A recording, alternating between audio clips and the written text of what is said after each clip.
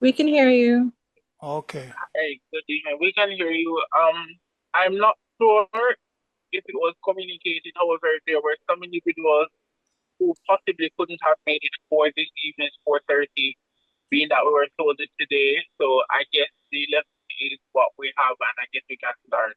Okay. All right. So they'll join at whatever point they can. All right. So good evening to you all. My name is Richard Musazi. I work in the Technical Services Division of the Ministry of Health and Wellness here in Kingston, Jamaica. I am the coordinator for clinical quality assurance, and I am also responsible for the disabilities portfolio, you so to speak, at the ministry. It is not a very well established or structured portfolio, having started a couple of years back, but we're doing everything we can to streamline it and align it to our health priorities, as you will see the challenges that we have. I am a medical doctor by training. From my accent, you recognize that I am not Jamaican. I'm originally from Uganda, that's in East Africa. I did my MBBS out there in Africa. Although I'm from Uganda, I did my MBBS in Nigeria, then did my MPH at the University of the West Indies in health management. I was actually the first cohort that did the health management subspecialty, if you want to call it. So we were the first, we were the guinea pigs that did that. Previously, there was only MPH, pure MPH, and MPH health promotion. So in my set, they introduced health management. And we actually, my MPH, the cohort that I did that MPH in health management, we did our MPH for 2 years because they thought that it would be important for us to be exposed not only to the public health aspect, but the management aspect. So we joined a cohort of the Mona School of Business and now did all the business and management courses: operations management, organizational behavior, project management, financial accounting, managerial accounting. We did all those courses. And it is after we finished and they realized how stressful it is that they cut it down to what it is now. But it was a very good experience and we benefited a lot from it and we really didn't lose. So I have the MPH and I also have a postgraduate diploma in global health management, which I got from Harvard School of Public Health. All right, so that's about me. So we're going to start by some self-introduction as quickly as possible, and I'll let you know how that format will go, but this is what we're going to go through. We're going to review some basics, some terminology, some conceptual and operational frameworks as regards the disabilities, some causes, and look at the burdens both regionally, nationally, and globally. Then look at public health regulatory frameworks, and look at some policy interventions and challenges, and conclude. And at the end of this exercise, these are the things we should be able to explain, to link determinants of health. No, this universal design isn't there. That's for another set. To be able to link determinants of health with disabilities, to understand and appropriately use the terminologies for disabilities. Let me take it back.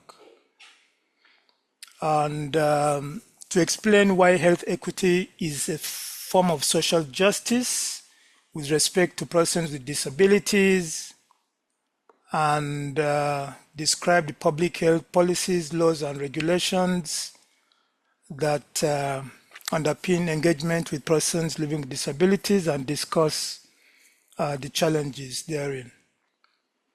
All right. So in form of an icebreaker, you have 15. So if we took 3 minutes each, what I want us to do is you're going to introduce yourself. Okay, give a little background, what country of origin you're from, or where you work, or where you live, what work you do, are you medical, non-medical? And importantly, I want you to state what you have observed anecdotally in your setting as the prevalent disability, and just give me a guess as to what you think in your country or your setting is the prevalent disability. And then you're also going to name one prominent person that you know has a disability, either where you live, where you work, and the context in which you have heard about him or her. So you can say Dr. Floyd Morrison is a politician and is blind, something like that. So introduction, name, what you do, just as listed out there. And if you can, maybe you can open your camera if you're able to, okay? So first volunteer, over to you. Sharp, sharp, quickly. No long talk. Who will start? Hi, good afternoon, everyone. I am Vanessa Green. I am a medical officer with the St. Thomas Health Department. I'm from Jamaica. I'm resident in St. Catherine. In terms of the disability that I see prevalent, I would say amputations from persons who would have had maybe uncontrolled or complications of diabetes, as well as physical impairment secondary to strokes. Somebody prominent with a disability, I guess Stevie Wonder. He's Great. blind. Right. Yeah, that's it for Okay. me. Excellent, Dr. Green. Next person.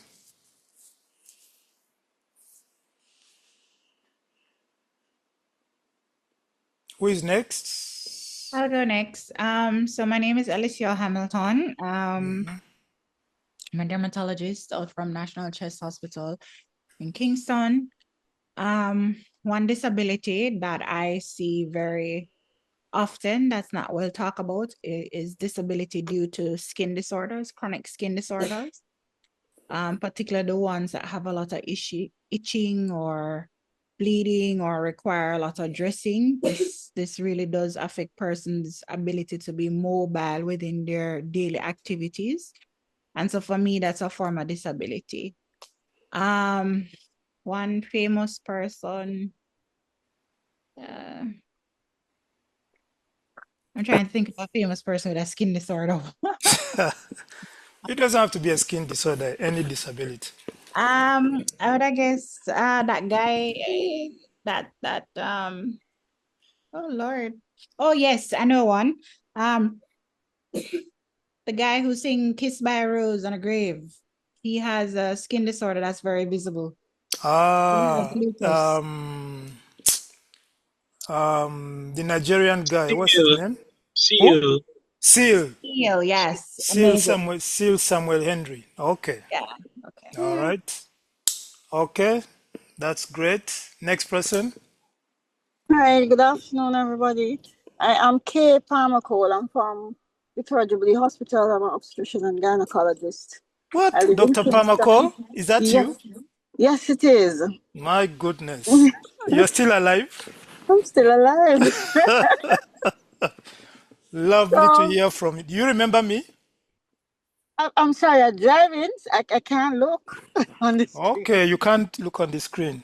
But I'll get home shortly, so I'll be able to look. Okay, I will see whether you can remember me. All right, go on, Doc. Right, so one famous person, I'm thinking of Ray Charles. who's Okay. blind.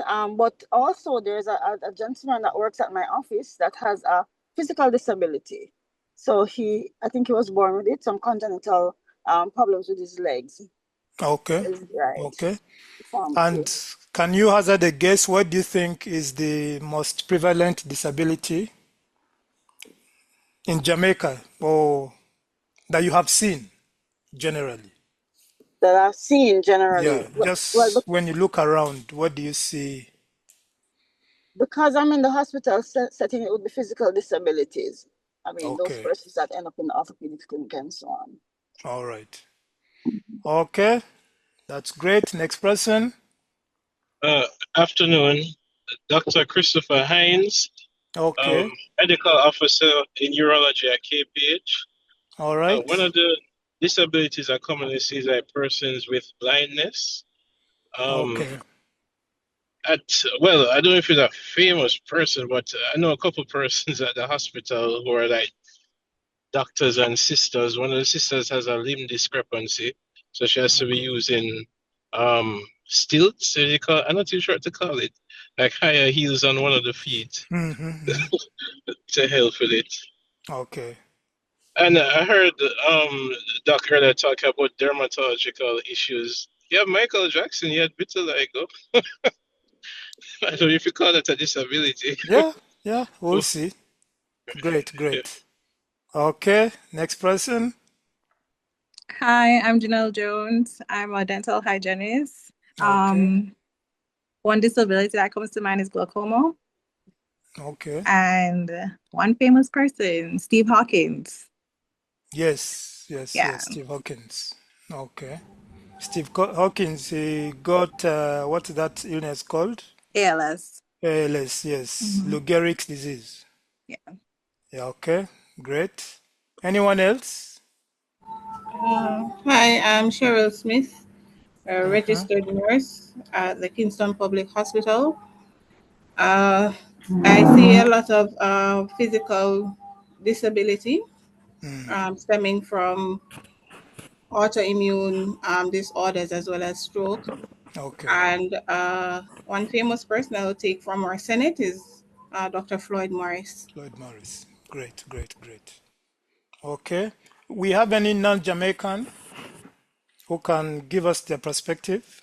Do you have any among you? Or anyone who is online right now of the 15? To be interesting to hear what they have to say. Anyone who is not Jamaican or doesn't live or work in Jamaica. They could be Jamaicans but not live or work. Nobody from the Caribbean? No one. We have two persons, but they're probably not on the call right now. Oh, okay. All right. Okay, that's good enough. So that's just so the way it's looking, you are almost at least based on the number of persons that have given their opinion, you are many of you are in the medical field, correct? Doctors, nurses, hygienists. Yes, Okay, primarily. okay, that's great. So let's move on. Uh, so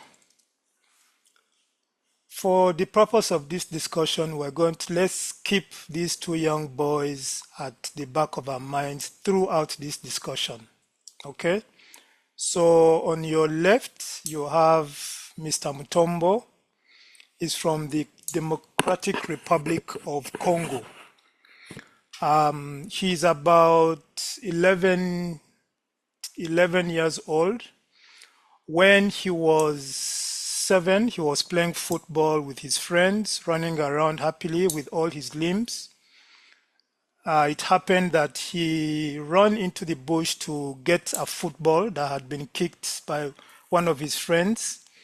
And unknown to him, he stepped on a landmine, a form of explosive device. And this exploded, and he ended up losing part of his limbs, as you can see over there. So he lives in the Democratic Republic of Congo. Okay. And obviously, when that happened, he has been challenged with going to school. He's not able to go to school, obviously. So, luckily for him, his friends, when they go to school, they bring back his homework, and he has been able to, do what he can and do his homework and continue his learning as best as he can. So, that's Mutombo for you on the left. On the right, Rutan is from Singapore. He was born with a congenital, not an absence of his upper limbs and minimal lower limbs. He's in Singapore, and he lives with his parents in Singapore.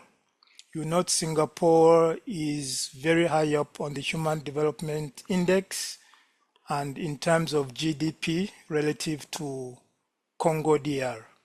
So I want you to look at these two pictures, envisage the context in which these two boys live as we, go on in our discussion. Okay? So unfortunately, we have to go through some basics very quickly. Good enough, you are mainly medic, so we don't have to dwell on them. Health, as we know, a state of complete physical, mental, and social and spiritual well-being, and not just the absence of infirmity or disease. And well-being is a concept that has not been adequately defined, and actually is defined differently by many different entities, from the World Health Organization, the World Bank, the OECD. Everyone has their own definition, but according to the World Bank, well-being, which is an important concept for us to understand, according to the World Bank, it is bidimensional, has two dimensions, a subjective and objective component, and it comprises an individual's experience of their life as well as comparison of their life circumstances within their social norms. So it includes the quality of life, the ability of a person or a group to contribute meaningfully to their community with a sense of purpose and satisfaction. It also subjectively includes your feelings of safety, of security, of worthiness, of being generally content, if not happy, with your circumstances. And all these things have to be provided in an environment, or they exist in an environment of mutual respect and dignity. Now, our health and well-being are, of course, affected or determined positively by two very important concepts. I'm not sure you would have done this, but you should have done this in your MPH, what we call the social determinants and the structural determinants of health. So you notice they are determinants, so they affect health. Okay, they are social in the sense that they are in the environment, and structural, we're going to understand what that means. So by social determinants, we are referring to the circumstances under which we are born, we grow up, we live, we learn, we work, we age, but which we have no control over. Or since in science they say it should never be absolute, so we have relatively no control over. So the circumstances under which we are born, of course, that we have absolutely no control over. Grow up, maybe a little control. Live, learn, work, we may have some control, and age, we may have some control.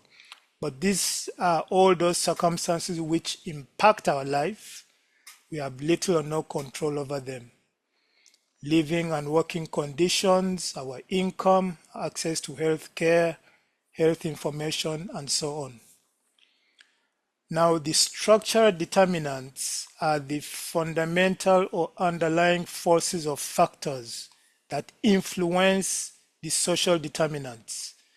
So if you think of the social determinants as being the house, the structural determinants are the foundation of the house. So they influence these other circumstances that we live in.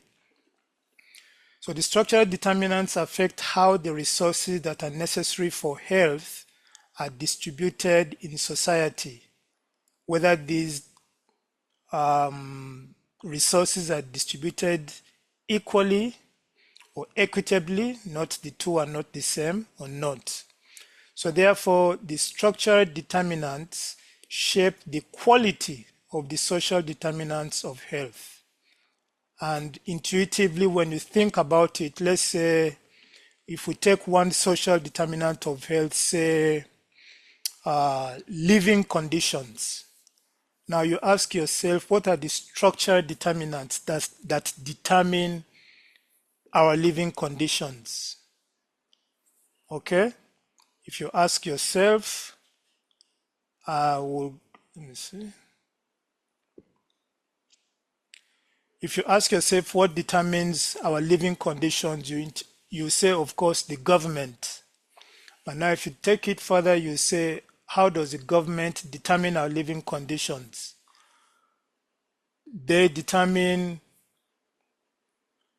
who has access to having good accommodation in terms of the earning capacity, in terms of, how expensive or inexpensive building materials are, the economy.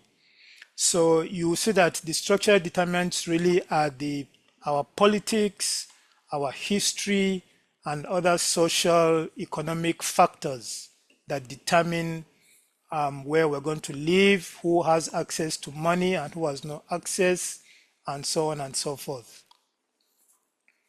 So this is just to emphasize what equality and equity are.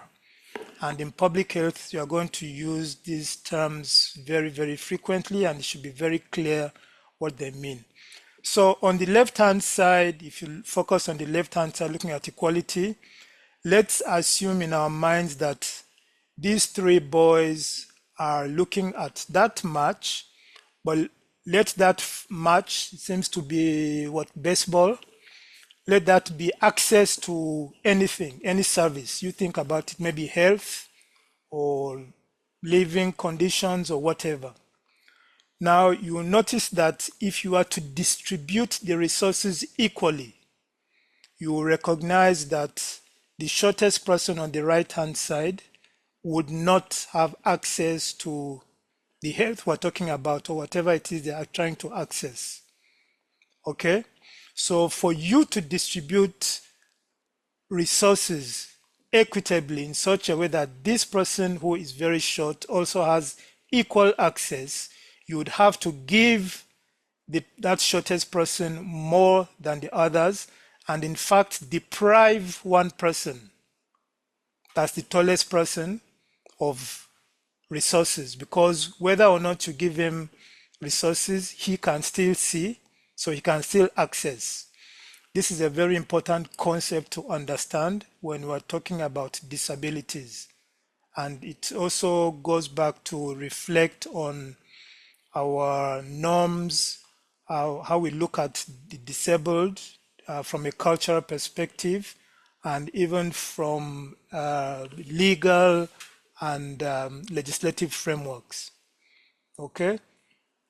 So equity is about giving everyone as much as they can to be able to access whatever it is they need or they need access to, not necessarily giving everyone the same thing. So this just goes into what health inequity is. It is an unfair, it is avoidable, a difference in health status. So we're talking specifically now about health inequity. So it's unfair, avoidable differences in health status or outcomes or risks that are rooted in social, economic, or political factors. So health inequity results as a result of certain political factors, economic factors, social factors, historical factors, whatever you want to look at, those factors that are avoidable, but they are unfair as well. And those factors kind of determine the social circumstances under which persons live and therefore cause them to be unhealthy. Okay? So, to the extent that it is avoidable, health inequity is considered socially unjust. Because when you think about it, our history determines our politics. Our politics is going to determine who gets resources and who is deprived of resources. And whoever is deprived of resources is inevitably going to end up less healthy than whoever has more resources. Okay? But the fundamental thing is because of the politics, the combination of the politics, the history, societal norms, and so on. So, to the extent that this can be maneuvered or what is called controlled, it is considered unjust. And of course, when we say it is an injustice, we ask ourselves who is perpetuating the injustice. And from what I have said, you can really understand that it is we, the people, because we determine our politics, we determine our laws determine regulations, our regulations determine who gets what and who doesn't get, who gets a little, who doesn't get. Okay? So public health is really about manipulating the social determinants of health and to an extent the structural determinants to attain optimal goals. These goals being health and well-being for every one of us, regardless of our capacities or capabilities. All right, we move on. So, having understood that social determinants, structural determinants, inequity in health, these two boys now you can understand what their different circumstances are. Mutombo on the left clearly lives in an environment where there are very limited resources. There's a civil war going on in his part of the world. As a result of the civil war, the government spends more money and resources buying weapons and recruiting soldiers and providing for the welfare of soldiers so that very little is left to support him and his family. Okay, so because of those circumstances that he is, obviously his health and his well-being are going to be different to what Rutan, the Singaporean boy, is going to experience.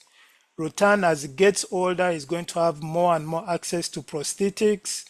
He's going to be able to participate in life almost similar at similar levels to what a boy of his age in Singapore will be able to do. As opposed to Mutombo, a boy of his age in the village where he lives in Congo DR, of course, will be expected to be able to go to school, be able to, if he's in a very rural place, help his parents to rear cattle, to go to the farm, those are what are expected of him for his age. But that will be limited, okay, because of the differences in the distribution of resources in these two settings. So, going into the meat of the matter, we need to be able to clearly differentiate these terminologies. An impairment, a limitation of function, a disability, and participation restriction.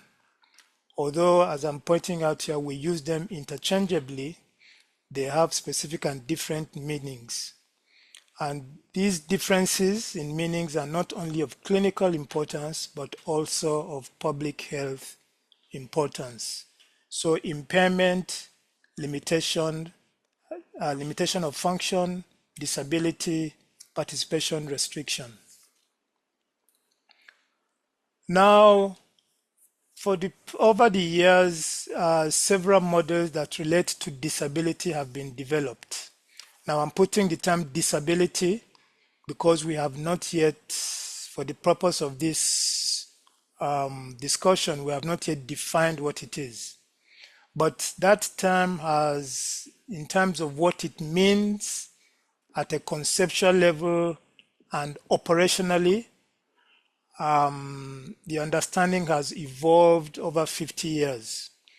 And this evolution was driven by several factors, but mainly by clinical diagnosis and by treatment. Now, the pioneers of this understanding proposed the first model in the 60s, which considered disability from a social perspective. That was said Nagy, and his model delineated the pathology, okay, the impairment, and then the proximate or most immediate consequences of impairment at an individual level and at the social level or social impact. Now, other models have progressively given more weight to the social as opposed to the medical considerations. So really and truly, even before this gentleman, there was a medical model. We're going to look at it later, which really looked at a disability as a sickness, which is a disease, essentially, which only doctors could address, required treatment, end of the story. So you are born blind, you are blind. If you can be treated or not, good for you, and that's it. Okay? Now, over the years, the thinking has changed from a purely medical model of looking at disabilities to a social model and in between. So at the beginning of the thinking, you had extremists who are looking at disability from purely medical perspectives, and those who are looking at it from purely social perspectives. That is the early thinking.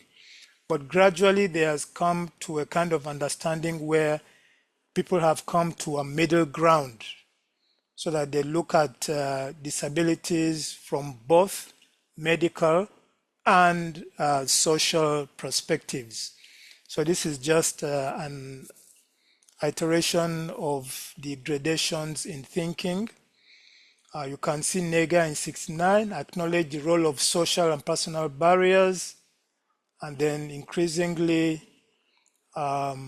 there's more thought to the effect or the impact on social participation. So, as I pointed out, before 2001, disability was based on a medical model in which disability is caused by a disease, an injury, or a severe condition. So in this case, disability is an outcome of a disease. So you get shot, maybe you're at a bar, you are drinking, you get shot in the spine, and you become paraplegic. That is the disease. So you are now defined as being paraplegic, and that's your disease. Okay? Now, the International Classification of Functioning, Disability, and Health endorsed a framework that provides a more comprehensive perspective, which looks at both an individual, so you're not being confined to a disease, but also we're looking at it from a population level. Okay? So this ICF, the International Classification of Functioning, Disability, and Health, considers a biopsychosocial model of disease by capturing the impact of the social and physical environments on the functioning of an individual. So it looks at disability at an individual level, a biological level, an individual level, and a population or social level. So this ICF was endorsed by all 191 WHO member states. Maybe it's 190 now. And according to the ICF, conceptually, the term disability has three basic dimensions: impairment, activity limitation, and participation restriction. So disability now is looked at as the same way you consider in medicine a syndrome, okay, or three dimensions. The syndrome is made up of several signs and symptoms. So acquired immune deficiency syndrome, you have to be HIV positive, and there are other criteria that will put you into the category of AIDS. So similarly, when we say disability, we're looking at it from three dimensions, or three criteria: levels of impairment, activity limitation, and participation restriction. Now we're going to go into each of them. So we're looking at impairment. By definition, according to the Center for Disease Control, it is the absence of or significant difference in a person's body structure, functioning, or mental functioning. So it is any loss or abnormality of psychological, physiological, or anatomical structure of function. It is a disturbance at the level of the organ, and it includes defects in or loss of a limb, an organ, or other body structure, as well as defects in or loss of mental function. So an impairment can essentially be functional or structural. So when you think about it, a structural impairment will be loss of a limb, loss of your right hand, okay? A functional impairment could be you have a stroke and your right hand is paralyzed. So functionally, your right hand cannot function. Okay, so that's an impairment. An impairment really looks at the bodily abnormality or loss. And so it's at the level of your biological, it's at the biological level, so to speak. Okay. Now, activity limitation. So remember now, the impairment is the fundamental. Activity limitation takes it a bit higher. It is the execution of a task or action by an individual. So activity limitation could be difficulty seeing. Difficulty seeing is the activity limitation that will come from a visual impairment. Okay. Difficulty hearing is the limitation in activity that will come from loss of, say, anything that will affect part of the brain that's concerned with hearing. Difficulty walking, if your limbs are paralyzed, you're paraplegic, or you are amputated, or so on. Or difficulty in problem solving. Here we're thinking of persons who are maybe autistic, of course, other persons who have had a stroke, and so on. So activity limitation refers to limitation or reduction in the range of activity or function that an impairment imposes on the affected individual. So the impairment imposes a limitation of activity, or a reduction in the range of activity. Reduction here, of course, is relative to what is considered normal. 20/20 vision is considered normal for maybe 99% of persons. So if anything happens, any impairment that makes you have less than 20/20 vision, that is the limitation of vision that you have. That is the activity limitation. Note that activities take place at a personal level, whereas impairments take place at a biological level. So we're now looking at participation restriction. Now, if you notice, we're kind of going higher, or if you think about it in concentric circles, the first innermost circle was the biological. Next to it was the activity limitation. Then the widest circle is now participation restriction. So participation is a person's involvement in life, in a life situation. It relates to your psychosocial function, and this used to be the old term handicap in the earlier versions of the International Classification of Functioning, Disease and Health. Note that the term handicap is no longer used in technical speech. It could be accepted in lay terms, but for you persons who are now more enlightened in terms of handicap, it is not accepted, it is not an accepted term. So participation restriction refers to restrictions in engaging in your expected roles, such as working, engaging in social and recreational activities, obtaining health care and preventive services. Participation involves engagement in other roles such as employment, education, and relationships. So participation restriction is really the extent to which, because of your limited functioning, you are restricted from playing a role, the role that you would usually be expected to play, based on your culture and the norms and what is expected for your age, for whatever. Okay, so this is just a theoretical framework showing the interlink between biological or body functions, activities, participation, your health, and then environmental and personal factors. So, by definition, according to the United Nations Council for Persons with Disabilities, a person with disabilities refers to one who has long-term physical, mental, intellectual, or sensory impairments. So they start with impairments, which in interaction with various barriers may hinder his or her full and effective participation in society on an equal basis with others.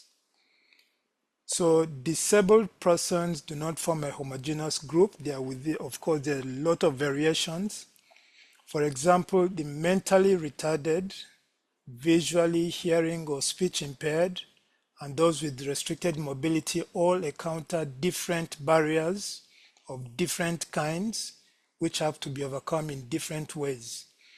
So what this is really saying is that although we can categorize disabilities into visual, hearing, speech, intellectual, and so on, there are nuances even within each category, because each person experiences different challenges in respect to interacting with their environment.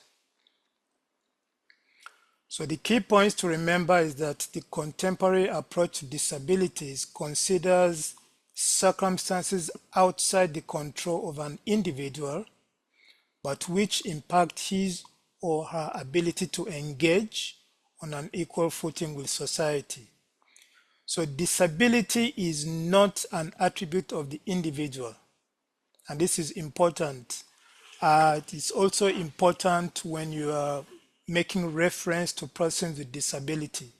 So you're not going to say, for instance, let's say now, a visually challenged man, okay? Now you can say a blind man. But the important thing here is that you should not make the impairment more important than the individual. That's really what the thinking is. Okay? So you can say a deaf man, but you're not going to say, of course, there are a lot of derogatory terms we use, dons and, all kinds of terms. Now, not all impairments or functional limitations result in disability that you can think about. And two individuals with similar impairments and functional limitations might have different patterns of disability and the reverse. Okay, let's think about that. Two individuals with similar impairments and functional limitations might have different patterns of disability, and the reverse is also true. Could stigma cause disability? Somebody mentioned dermatology, you mentioned vitiligo as a disability. Now, what are the outcome of vitiligo is stigma. So, in your opinion, could this, based on your understanding right now, could that be a disability? Could it cause a disability? What do you think? In a majority black country, sure.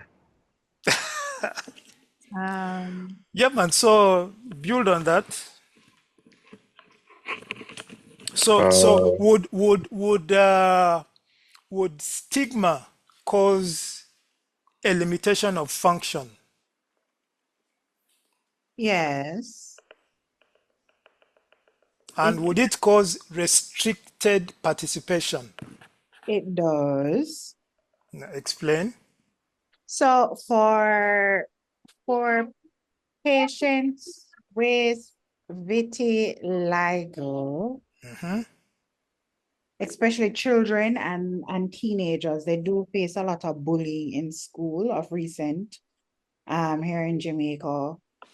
And then for persons who are more in the other parts of the world, like African countries and so on, a lot of them are actually hunted and dismembered for use in various voodoo-based rituals. That's To be true. honest, I can't remember the country, but that does Yes, happen. that was in Tanzania, Right, where the government actually had to protect them to build homes and right, residences for them. Uh, exactly. Not just those with vitiligo, but also, in fact, it was more focused on albinos. Right. Because persons can't really differentiate between the two. Right, right, right. So just that visual difference of Mm-hmm. being different and Yes. the stigma based on the culture really does impact the person's mental health and well-being, and in Mm-hmm. some cases their physical security and well-being. Right, right. Okay. And subsequently, it will limit the extent to which they can participate in society productively to get employment, to seek access to services, education, Right, banking, right. and so on and so forth. And a lot of them also have difficulties being in relationships as well, Absolutely. because in Absolutely. some places it's more of a fetish. Right, In right, other right. places, they're just actually there's just this great disdain for them. So That's correct. it That's it has correct. its issues, yeah. Okay. So, going back to Mutombo and Rutan, and now looking at levels of impairment, disability, restriction. So, who would like to give us their take to, describe these two settings in terms of impairment, disability, and restricted participation? Are the impairments the same? Do they have the same impairment? Do they have the same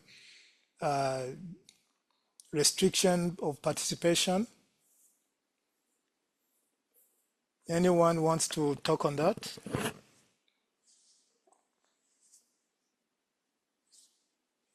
Nobody? Sir, could you please repeat? Yes. So my point here is who would like to discuss based on these two scenarios, okay?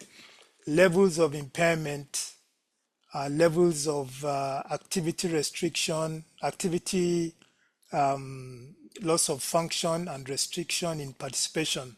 Because what I want to really bring out is for us to understand that at the biological level, when you think about it, the impairments are about the same, loss of limbs, okay?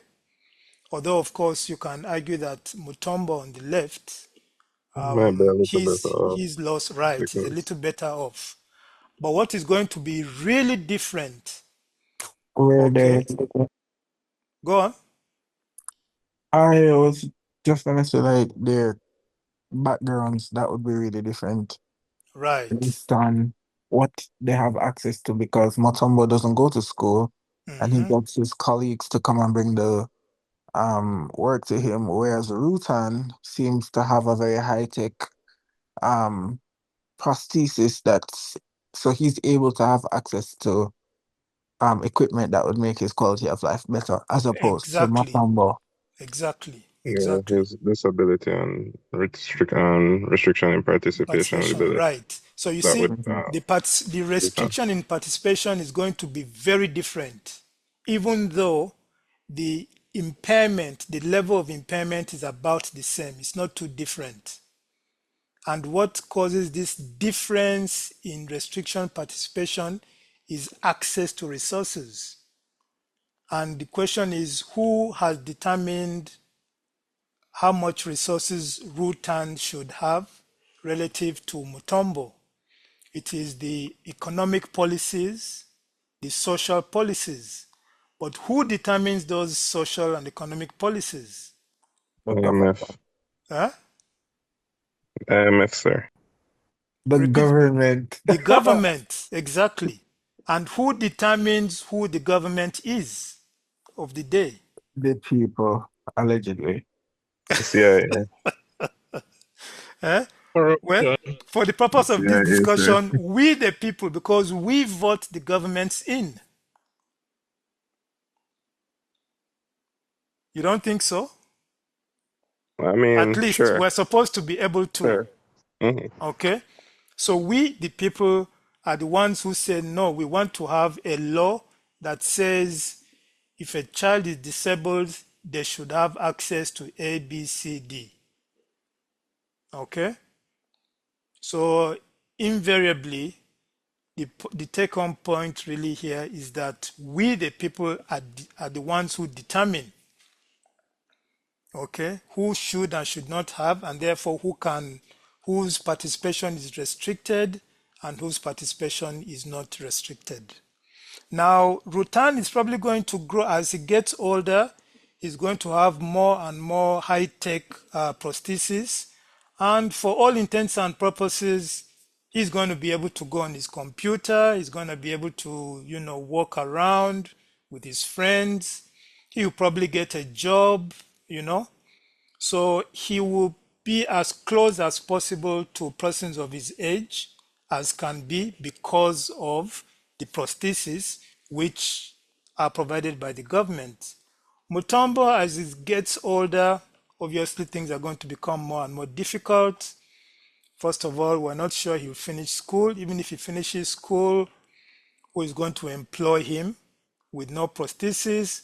Probably the prostheses are going to be way, way, way beyond not only even the price, but for him to even have them in the first place would be out of the question.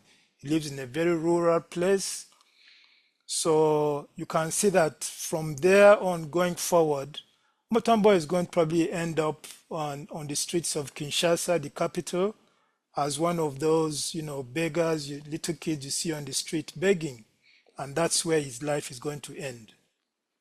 Okay, and all this is from the distribution of resources and the social determinants of health.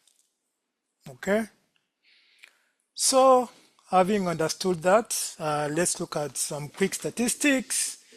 Globally, according to the World Health Organization, at least 16% of the world's population live with some form of activity limitation at some time in their life.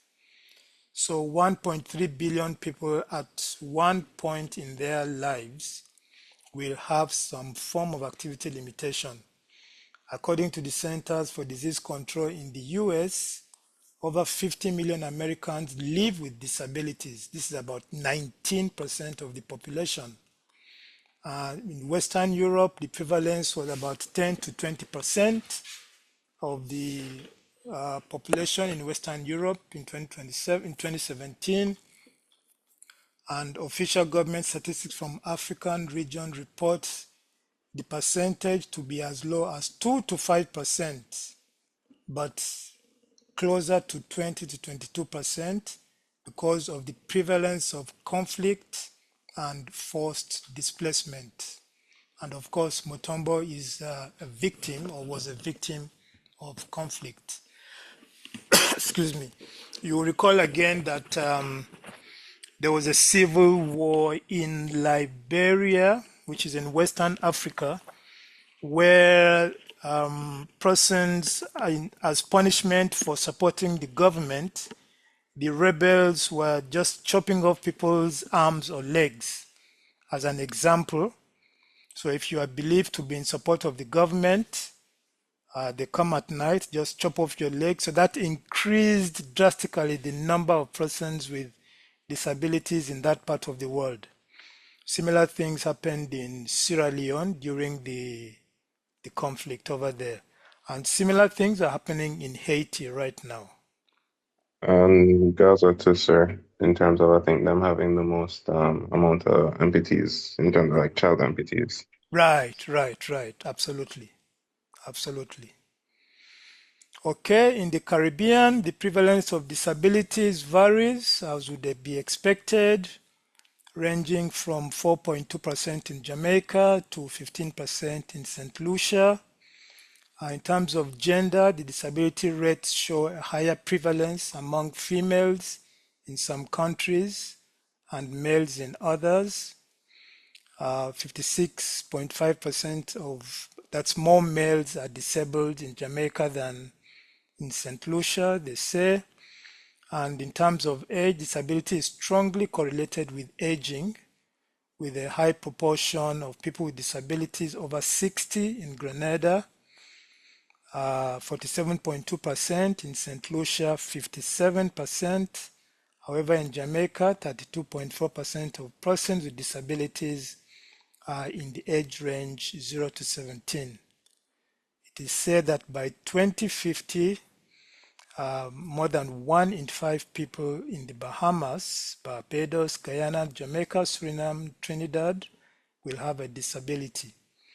So who would like to explain to us why generally the proportion of disabilities in our populations, that is whether you talk about Jamaica or the Caribbean, is going to increase over time? What are those factors that are going to drive that? I think we've touched on one or two as we speak. Anybody? What factors are going to drive an increase in the prevalence of disabilities?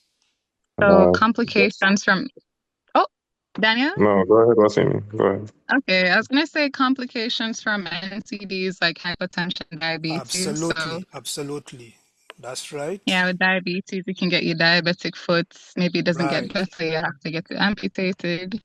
Right. And with hypertension, maybe you get a stroke. And then from that Right. stroke, you get vascular dementia and your cognitive abilities aren't up there like they used to be, That's as it. two examples. Yes, Danielle, please. take the floor. There you go. I know. Thinking about, I don't know, this one feels like a little bit of a stretch, but it could be also related to maybe increasing costs in terms of living costs.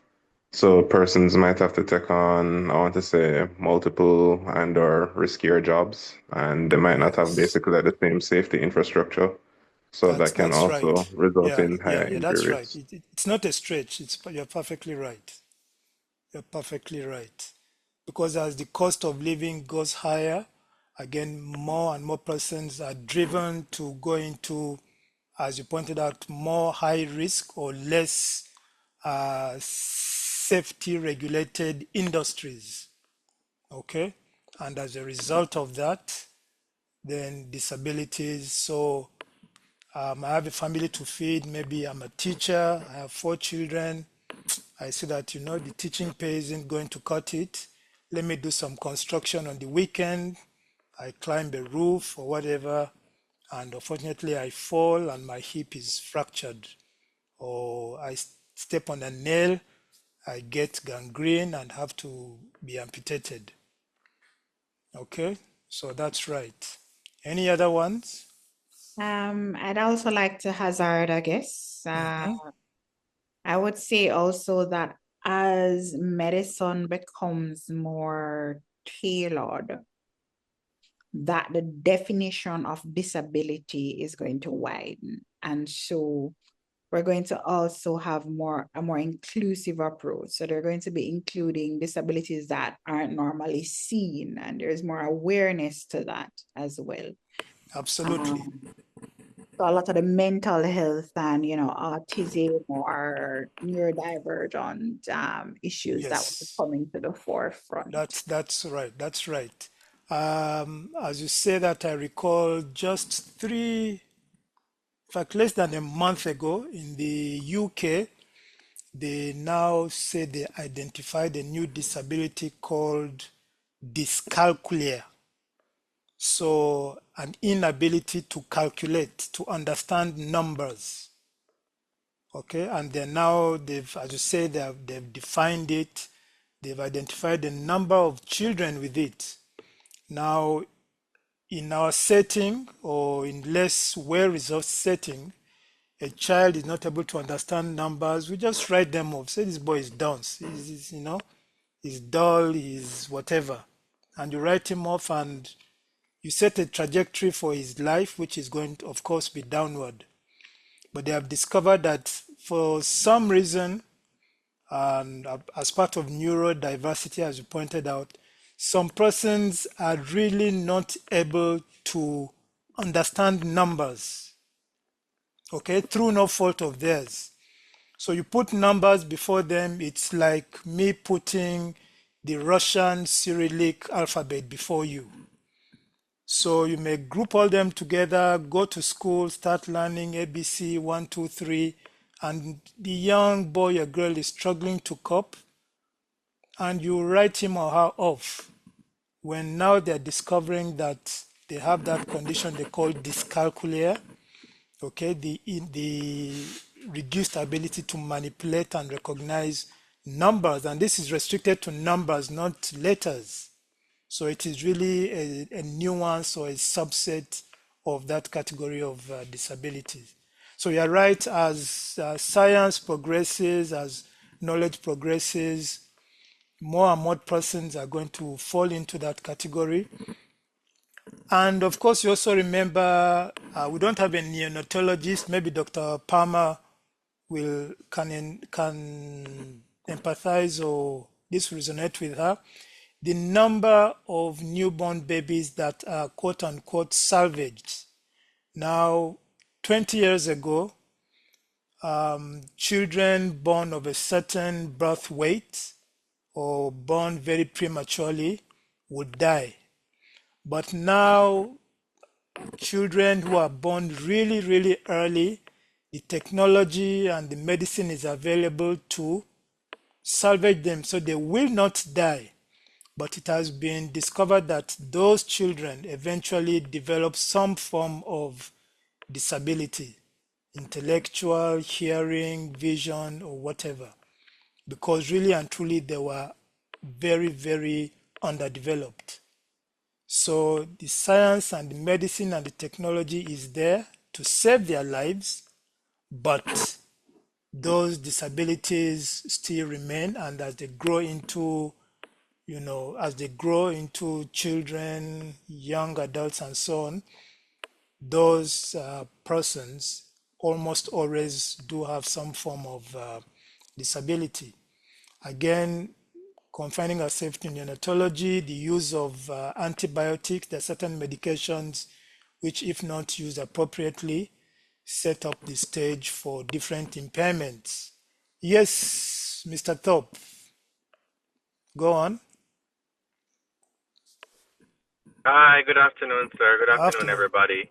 I just wanted to weigh in because I realized a lot of the discussions we've been having are largely, I'd say, focused on the individual experience of disability and impairment, etc., which is fair, but a recognition of the systemic failures that amplify disability is important too, because I think it was Alisa that mentioned the someone mentioned the issue of disabilities increasing with scientific advancements and more persons meeting certain criteria, but simultaneously, infrastructure and systemic failures that do not allow persons with disability to access certain services, the absence of inherent regulatory mandates in building codes, for example, that don't ensure that new buildings, whether it be civic buildings or residential buildings, are constructed so as to ensure persons with disabilities have access from an educational perspective, the mandate that persons with disabilities can have equal levels of education, equal levels of access to just about all and everything that regular citizens can access is a big issue. So separate from the individual experience is the failure of systemic policies and systems that the governance architecture is supposed to establish to ensure that everybody, including those with disabilities, have relatively equitable levels of access. And if there are no regulations in place to keep those infrastructural and legislative and policymaking standards at a certain level, then it will broaden on multiple frontiers, not just the individual level. Yes, absolutely. You are right. And let me see. Did I not touch on it?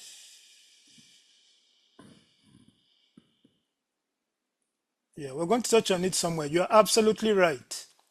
You're absolutely right. And that's why I brought out the point of trying to emphasize that at the end of the day, we, the people, are, although we would like to disassert ourselves by saying the government doing this and the government doing that, but we have to understand that we are the government, and you're perfectly right that the degree of disability, which again I attempted to bring out with respect to the two boys, the degree of disability, if you look at it from a purely restrictive or participation angle, is determined by what we in our society, the level of support we give those persons. So you're right, just having ramps on a building so that a person in a wheelchair can go into a bank, a school, a hotel, or any other place without, hindrance. That speaks to, as you said, the fundamental or the structural deficits. And even simple things like in healthcare, our healthcare workers being trained in basic sign language, okay, so that a person who comes in at least is able to communicate, effectively, to engage the system, the healthcare system, without a hindrance. Okay, so without that, then the disability or the participation restriction is enhanced and makes that person more disabled than others. So you're perfectly right. Okay. Continuing the burden, this is in Jamaica. They said we had at least 162,800 persons with disabilities, of which 21% were up to 14 years old. And according to the Jamaica Survey of Living Conditions of 2014, a disability prevalence of 3.3% was reported. That's about 92,000 persons. But the Jamaica Council for Persons with Disabilities, as at 2023, said they had about 46,000 registered persons on their registry who self-reported as having a disability. And we're going to go into that self-reporting. This is a breakdown, a disaggregation of the disabilities.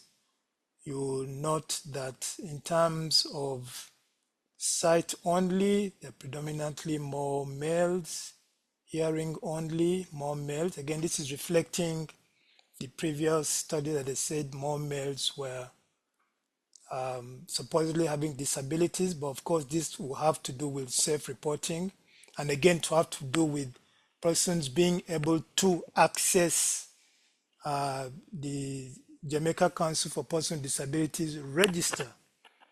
So this is not really a reflection of what is really on the ground. Is, as you know, the iceberg effect.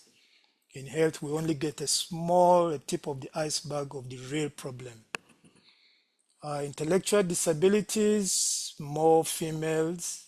Intellectual and learning, more females reporting, and others 75%. Speech only, again, more females reporting that.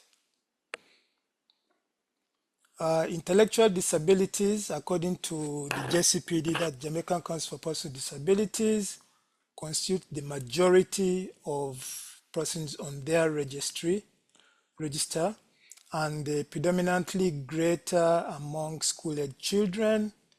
There are attitudinal barriers which prevent access to and identification of this group.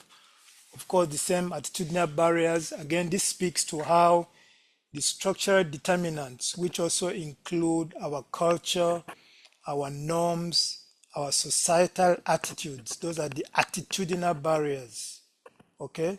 So because those attitudinal barriers are what cause stigma, okay? Stigma is one of the biggest attitudinal barriers, and they prevent access to an identification of this group. As we are discussing, a person with vitiligo in Tanzania will not want to come out and be identified, so you can only identify so many.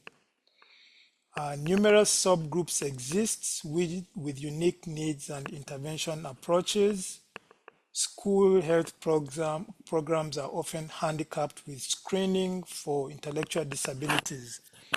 Again, this again speaks to the structural determinants, because you need specialists, teachers or screeners to be able to identify those children the moment they get. In fact, they don't even have to go to school. The moment they are born and they are growing up, we need to be able to identify them as early as possible.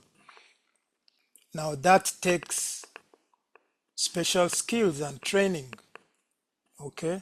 Now, to the extent that we don't have that number of experts, is to the extent to which those children are going to, what's the word, the term they use, slip through the cracks and go into the general population of students. And of course, the moment they do that, they are at a disadvantage. So we have very few special education teachers. We don't have very many shadows who can accompany the children. So all that is part of the structural or regulatory disadvantages that we have in terms of identifying, screening, and following up and providing care for persons with disabilities. We went through these etiological factors. We talked about the NCDs, neurological conditions, stroke, as we've pointed out. I mentioned meningitis, epilepsy, all these birth complications from preterm birth, autism spectrum disorder, and of course cancers. So all those are the factors that are going to drive an increased prevalence of persons with disabilities. Contributing factors, of course, infectious diseases, HIV, new interventions for the extremely premature. We talked about this. And we didn't mention the increased life expectancy because you recognize that as we get older, the likelihood of being disabled increases, not only from NCDs and so on, but from arthritis and so many other conditions associated just with old age. Okay, so that now as the population gets older, the proportion of individuals with disabilities will increase. At a younger level, of course, violence, motor vehicle accidents, conflicts, and different lifestyles. So, what lifestyle contributors do we have to disability? Prolonged screen exposure.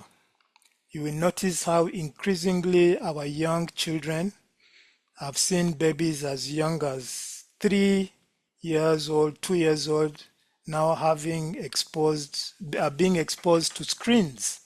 And the science, the studies, the research is very clear that that early exposure to screens sets them up for vision impairment in the future. There's no doubt about that now. Of course, obesity in children, sound is another thing, that early exposure to sound, even adolescent exposure to sound, eventually in older age, hearing impairment can occur.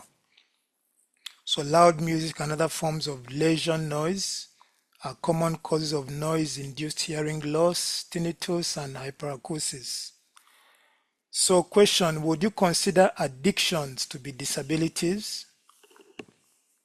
Substance addiction, sex addiction, gambling, gaming. Would you say those are disabilities? Who wants to say nay or yeah? Anybody? I'd sooner say yeah. Okay. I would say yes as well. Um, Okay. how you want to So put it? By explain that. virtue of it being, by virtue of it being able to be acknowledged as an addiction, implies that it interferes with the person's intended way of going about life. They consider it problematic. Yeah. So it Um, limits function, would you mhm. say? It limits function and it can limit participation because, say, you have, I guess, an alcohol addiction. Mm-hmm. If it is that, say, a team wants to go out and celebrate something, then you might want to try and avoid those kind of triggers. So that limits your, I want to say, ability to kind of go into certain spaces. Right. Absolutely. And actually, this, yes, somebody else had said yes. Right. Mm-hmm. So I had also said yes. For Okay. example, let's just take gambling. Mm. If it's something that would basically, as an addiction, it would drive your I guess the individuals, all right, let me rephrase that. The lack of inhibition then, right, would Mm-hmm. cause certain issues and affect how the person can live their life. So it would be interrupting your regular activities, distribution of their finances, relationship with family or friends, or even their work. And so this addiction in and of itself and how it changes the brain's function and hormonal balances, then Mm. sure, we could, classify these addictions as disabilities. Okay. All right. And Daniel Walters has his hand raised. Yeah, Yes, but kind of Daniel. wanted to go a step further for maybe something that might be a little bit more left field. Mm-hmm. Um, let's consider something like maybe a sex addiction. porn addiction Right. maybe, Right. that could probably impact your ability to go out and I guess experience things that I guess most persons wouldn't necessarily consider to be that problematic, like say going to the beach or maybe watching a movie. Seeing persons, I guess, less clothed or unclad might make it a bit more difficult for you in those settings. So Right. Right. again, Right. the the impairment, relative impairment, or lack of ability to participate there. Okay. That's right. That's right. And it's really, there was a big debate about whether or not to include addictions as disabilities, and it took on political connotations and historical connotations and all kinds of stuff. Okay, so diagnosable drug and alcohol addictions or substance use disorders are considered disabilities under Section 504 of the Rehabilitation Act. This is in the US. Okay. However, whilst the addiction itself is not a disability, the impairment the impairment caused through alcoholism, substance abuse, for example, can be classed as a disability. For example, if drug or alcohol abuse causes a co-occurring mental health impairment or results in organ failure, a disability may be diagnosed. Okay, so we're just looking quickly at international frameworks. So we need to understand that the World Health Assembly Resolution 74.8 called on all member states to ensure that persons with disabilities receive effective health services. The Convention on the Rights of Persons with Disabilities requires states to ensure that persons with disabilities have access to all the range of free and affordable health care. And of note, Jamaica was the first country of all 190 odd WHO or United Nations countries that ratified the UN Convention on the Rights of Persons with Disabilities in May 2008. So that, Jamaica got a big up for being the first country to ratify, that is to sign off. Remember, when you ratify, you are saying, yes, I like this, and yes, I'm going to abide by whatever this is saying. Okay, so it's not just to say it to get a big clap at that stage, but you have to back it up with actions in your home country. And of course, they have ways of checking that. Yes, Alicia Hamilton Campbell, go on. Right. I was actually going to say, I was just going to ask that because it's one thing to ratify, but have we done anything in Jamaica to actually put ourselves on a path Right. to be compliant Good with the question. resolution? Good question. So we're going to see whether we have or we have not.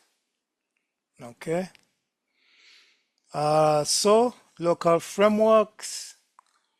First question, does the Constitution of Jamaica guarantee the right to health? Anybody?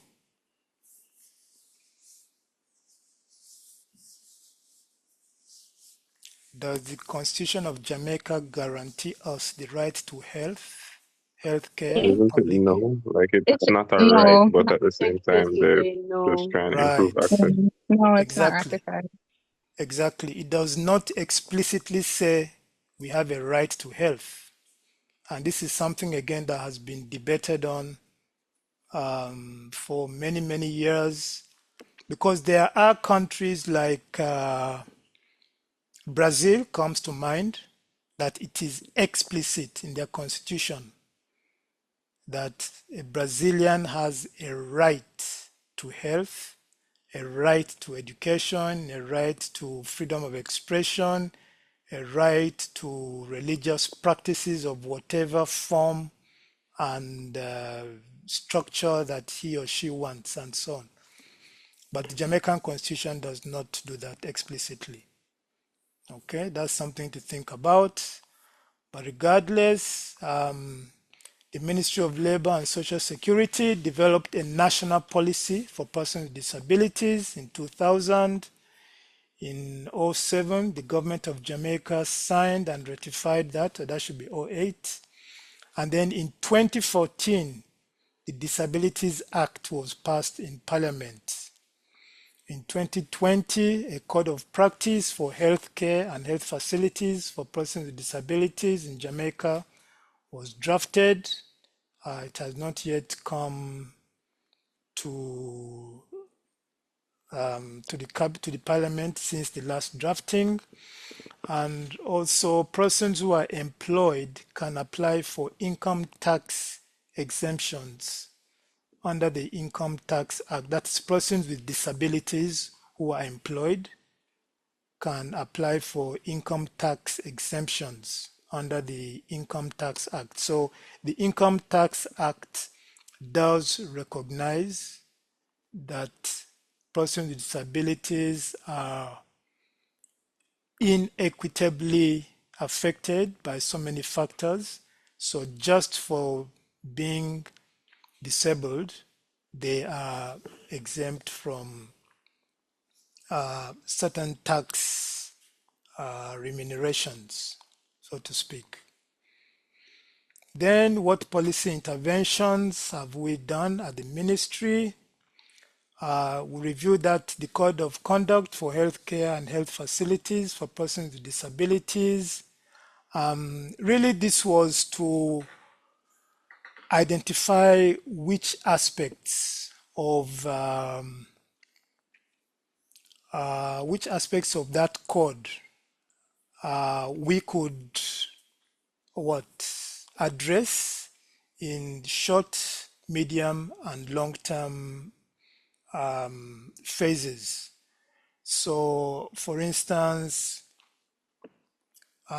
it is at the bottom here, we assessed gaps to accessing health facilities to persons with disabilities. So a gap analysis has been done for all facilities across the island. That's both hospitals and primary care facilities.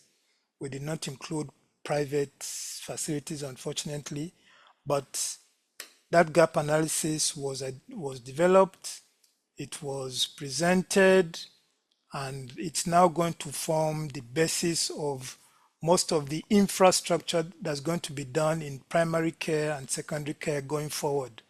So as you will know, Spanish Town Hospital, a new hospital, not a new hospital, but a complete rehabilitation is going to go on. So based on the findings from this, that new facility is going to be as disability friendly as possible in terms of not only physical access, but in terms of having signage and so on and so forth for persons with disabilities.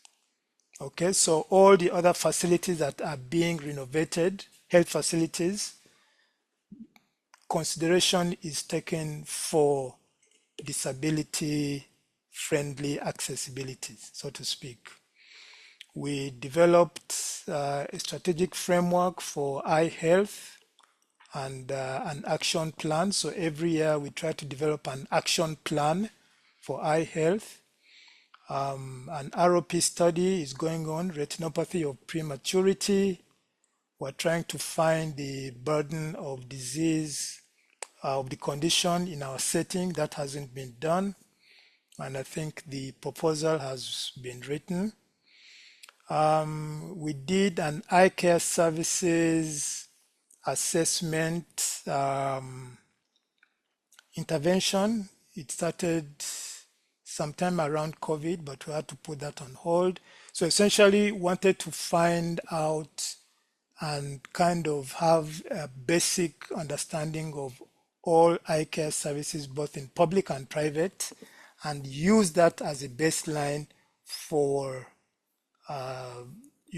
improving or building upon care.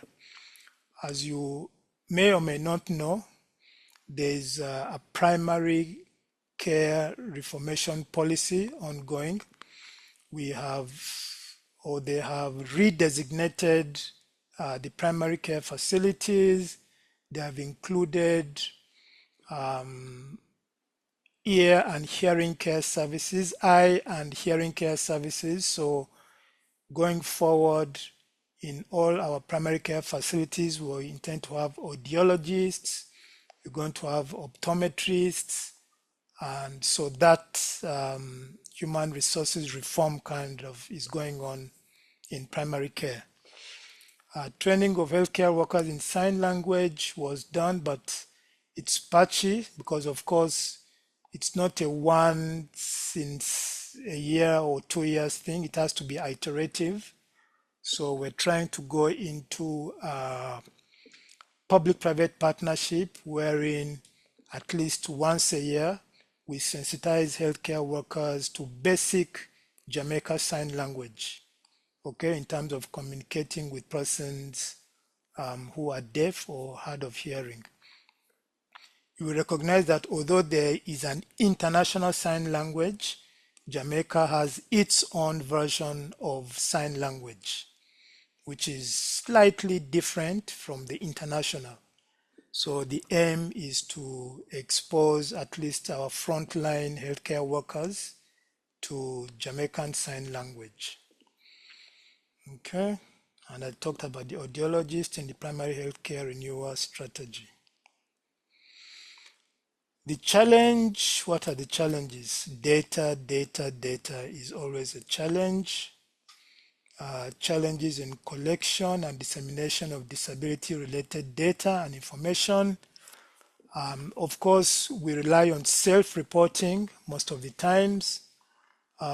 We haven't done a lot of population studies with respect to disabilities. So it is really difficult for us to say we have exactly X number of persons with disabilities in the country. Most of the numbers that we have are self-reported. So of course, when you think of barriers, yes, Vanessa, go on. I was waiting for you to finish. I was gonna ask rather, sir, that if when they're doing the Jamaica Health and Lifestyle Survey, if that couldn't be that aspect couldn't be captured. Yeah, Uh, man. Yeah, man, they do. They do capture it. In fact, they started 13. Yeah, they do capture it, but then again, you have to remember that it's a survey, so it depends again on self-reporting in the sense that no doctor or person goes there to examine and say, okay, I've examined you, you have a disability. What they do is they go to a household and say, okay, do you have any disabled person in this household? Person who comes say, yes, there was the disability, I'm blind. Okay, you know. Now, of ah, course, you understand the bias there. If depending on when you go to the household, okay, because most of our disabled persons in the morning they have to go out and maybe beg on the street or whatever. So you may not capture them. So there are a lot of biases in that. But having said that, I think it's the most objective source of data we have now, the Jamaica Survey of Living Condition, and it's quite what's the word? Objective, because it's something that sorry, sir, I got a little mhm, bumped off. Sorry about yeah, that. no problem. Where did you stop? You heard what I You said? were saying that there can be some what's that? I guess some Biases. bias of when the time that they choose to Right. go A lot of, and then they also remember, apart from the time they go there, which may not capture, because they go to a household and say, okay, how many persons live in this household? 7. Okay. How many of you are below the age of 10? The survey is very long, it captures a lot of things. How Mhm. many of you are disabled? Okay. And they will say, give a number, but we really have no way of knowing whether that's the right number. Ah, You understand? sure. And So what about the sometimes NCSR then? Sorry to cut you, the sir. in terms of the facilities, because with the each Okay, health you mean in facility, primary care? In primary right, care, yes, right. that too is used, but then again, that relies on those persons going to the health That's facility, that's true. Because if they you don't know? come, they won't be kept. Right? Aha, exactly, Ah, I get you, exactly, sir. exactly. Okay, and where was I? Okay, there are variation in the definition and measurement of disability. Again, even though I gave you a standard definition, what has come out is that different jurisdictions use slightly different nuances in how they would define disability. Now, the very clear ones are easy. A person who is blind, that's easy. But there are others who they may not have any structural impairment. Okay, you think about one of the biggest causes of disabilities is chronic back pain. Okay, globally. Now, for you to diagnose that as causing a disability requires very detailed measurement, because somebody can say, oh, I'm disabled.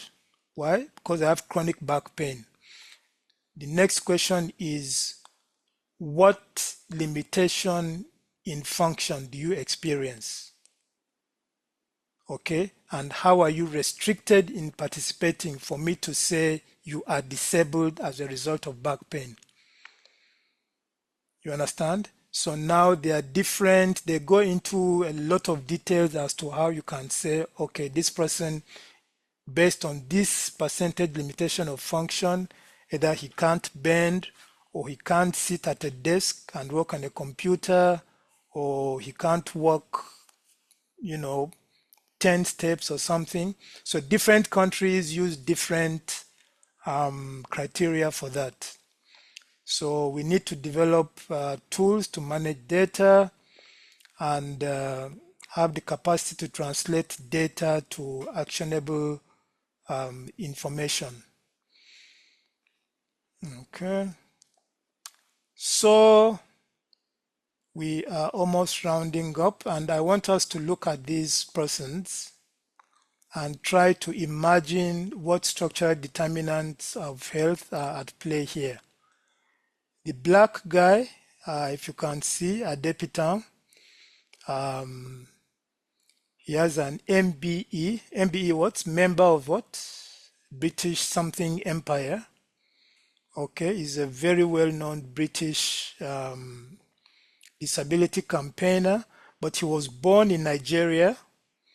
He had polio when he was young, and as a result of the polio, he became paraplegic.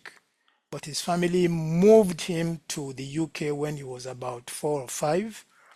And being in that environment, he became, of course, now we're looking at access to information, to resources. He was able to go to school. He participated in sports. In fact, he became a Paralympic medalist, and he's a prominent journalist. Okay. Now, if he had remained in Nigeria, it is highly unlikely that he would have achieved all these things that he achieved. So really, that's just to show you again how the economic policies, the regulations, the financial policies, the politics, all those things play into creating social circumstances that empower a person and enable them to live a full life. Okay? So that's the point really we're trying to get out. This Gary Donahue, those of you watch Sir, CNN sir. would So have, that would be yes. more. I have a question, sir, Mm, on this gentleman, the Olympian. yeah, Um, so that's more structural determinants or social determinants, that given is that they more moved in structural, more structural. structural. Yes, more A- structural. And And but why of not course, social, seeing that of, he is now of in a new place where he lives and right. So it is really a combination of both. Because remember, I told you the structural influences the social. So the structural determinants are the ones that determines who gets what and who doesn't get. Now, Britain is almost a welfare society by virtue of their politics, not so similar to Canada. Okay, so you don't have to have a lot of money as a family to be able to afford a school for disabled, to be able to afford a wheelchair, to be able to afford all those social supports that are required. Because the government, as a result of their politics, is structured as a welfare state. You understand? So because of that, Adepitan is able to, being in that society, he was able to live, quote unquote, a full life, a life that anyone in the world, any able-bodied person in the world can live. He travels. If you watch BBC, he travels. He, interviews people. You see playing. You see him doing almost everything that you and I can do. Okay, but he's able to do that because of the social environment in which he grew up. In this case, so he was born. The circumstances under which he was born were very poor. Okay, Lagos, Nigeria.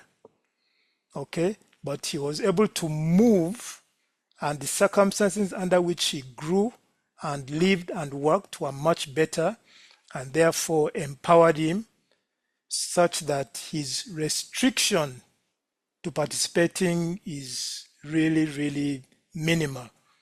So nothing really restricts him from doing whatever he wants to do in the UK, so to speak. Okay, so the same goes for these other persons there, high profile people who have, by and large, they live almost a normal life. And of course, our own Senator Floyd Morris. Okay, he was the first visually impaired person to be appointed a full professor. Yes, Alicia, go on. No, I was just looking at the slide, your previous slide, and I don't know if it was by design or perhaps not, but all of these persons are British based. And so, you have to wonder, is this because of the structural determinants, as you're saying? Right, and that's what I wanted to bring out, really.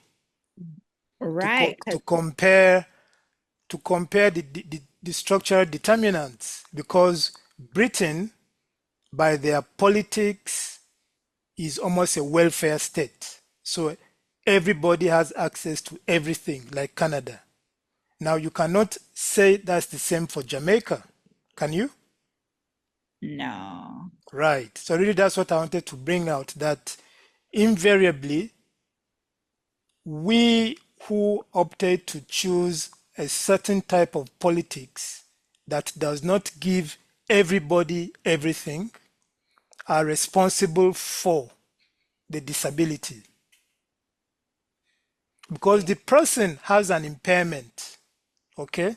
So the new thinking now is that just because I am paraplegic should not prevent me from participating in sports. You understand? So what is preventing me from participating in sports is because you, the society, through your politics and policies and regulations and whatever, have not seen it fit to support the way I can engage. You've not created the environment for me to be able to participate in sports. And that's why I now went to Professor Morris, because Professor Morris, he's blind, but he's a professor. Okay? So the question now is that, and he's done it in Jamaica. So you can say that at least he is an example of the social environment being supportive of him to achieve what he wanted in life. He's been a politician, he was a Senate president, He's now a professor. And as I'm saying here that he was the first visually impaired person to be appointed a full professor. And this is the first such appointment of a visually impaired person to a full professorship in the 75-year history of UWI. And it is believed to be the first such appointment in the Caribbean. Yes, go on. Go on. Yes, Alicia? And somebody else raised their hand. So, I would want to say that, what Senator Floyd Morris has achieved is remarkable. And, he's setting the tone for possibly what other persons with similar disability can achieve in Jamaica. No, I'd also want to point out that from his story, however, this I think is just an example of a remarkable circumstance of a lot of social support, Yes. because I personally went to UA with a gentleman who is blind. Okay. And he lived on the hall I lived on. He graduated, I think his upper second class honors. Wow. And, he really did well. And I thought, wow, he will definitely get a job. But nobody in corporate Jamaica would employ him. Aha. And Now, there why was is that? because they did not,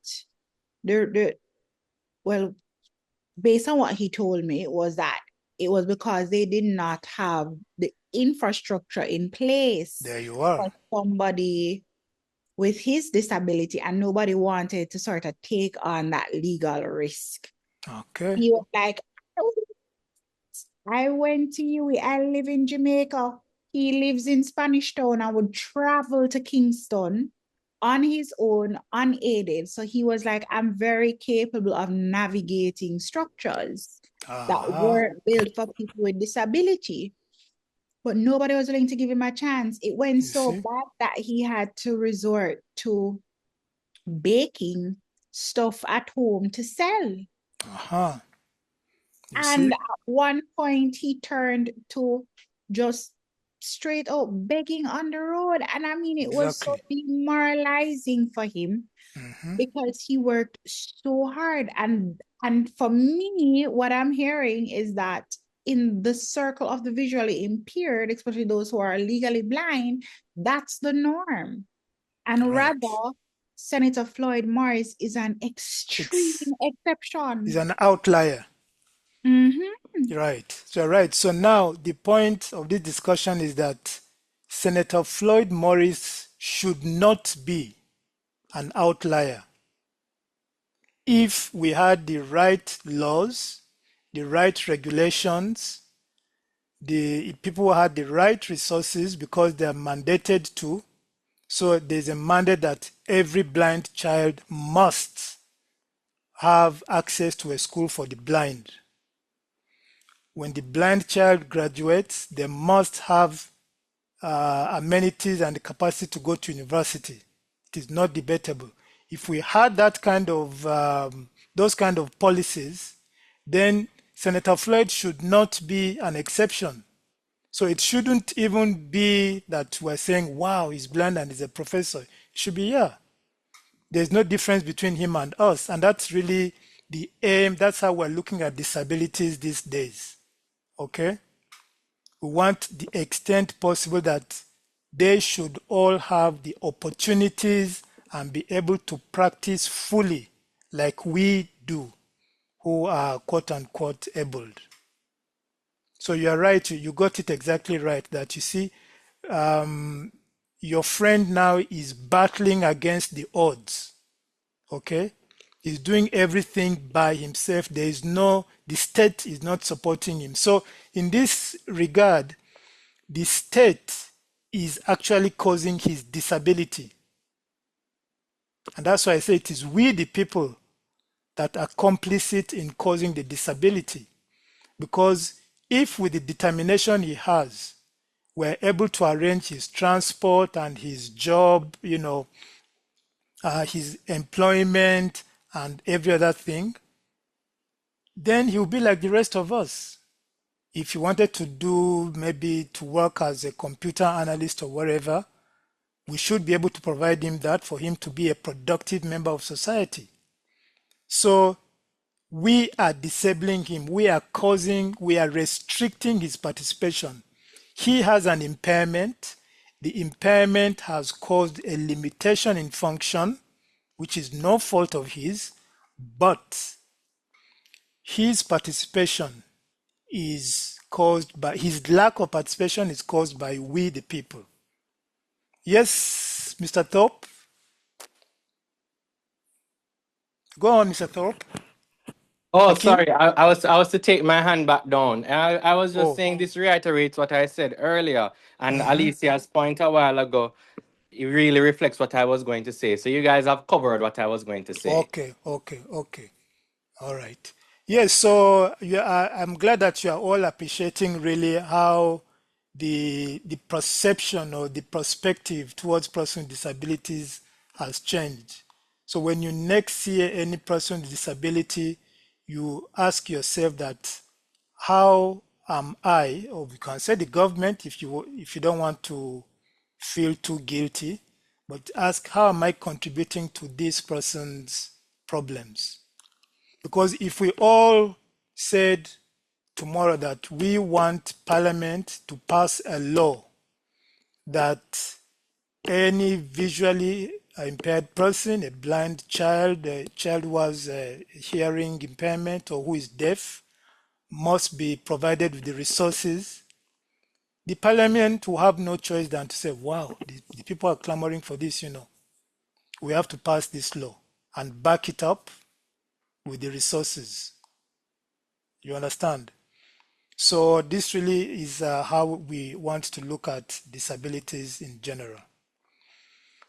So in terms of advocacy, now after this discussion, you are all advocates for persons with disabilities because you have a better understanding. Okay? Although I'm saying here that high profile persons and public opinion are the best advocates, you too can also be advocates to increase awareness and education. However, public perception with respect to persons with disabilities is generally more condescending than supportive. And we spoke on that. I didn't go into the details, but there are certain etiquettes that, for example, when you are dealing with persons who are deaf, you do not do. For instance, it is preferable that you stand in front of them because they are lip reading. You stand in front of them and you speak slowly so they can, you know, uh, read your lips, that you do not shout, even though they cannot hear you. They can tell when you are shouting and they do not appreciate that.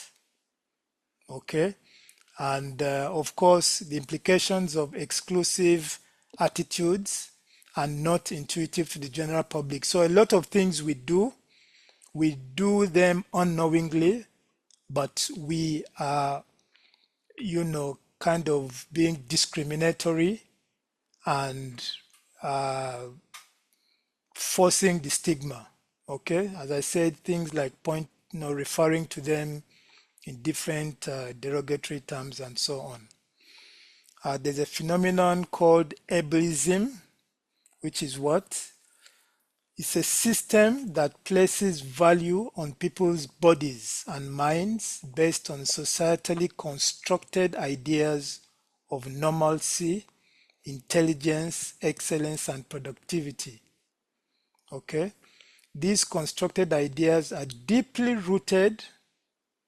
Again, we're looking at the structural determinants, anti-blackness, eugenics, that is the sense of what is considered beautiful and what is not considered beautiful, colonialism, and of course, the big one, capitalism. This form of systemic oppression leads to people and society determining who is valuable and worthy based on their appearance or their ability to satisfactorily reproduce, excel, or behave. Okay, so we place value on persons who can run very fast, can jump very high, who can sing very well. So those people are given more value than a person who has limited function, whose vision is less, whose mobility is less, whose understanding is less. Those persons have less value. Now, when you think about it, that is what, because of that perception we have, it also reveals itself in the laws or the lack of laws or the lack of implementation of laws. Okay, so we don't value certain groups of people, therefore we don't put the ramps, we don't put the signages, we don't address them respectfully, and so on and so forth, because we think they are of less value than those who are on the other side, who are quote unquote, you know, able and good looking and run fast and sing well and rich and so on. So you do not have to be disabled to experience ableism. And of course, now that speaks to what we said, the vitiligo and all other conditions. So ableism is discrimination and social prejudice against people with physical or mental abilities. It characterizes people as they are defined by their abilities. And if you notice, I kept on saying that the ability should not be an attribute. Just like remember in medical school, one of the first things we learned when we started, when we went to the hospitals for clinical care, the consultants would tell us that the day, and they're addressing us, the young, persons who have just come in to the hospital.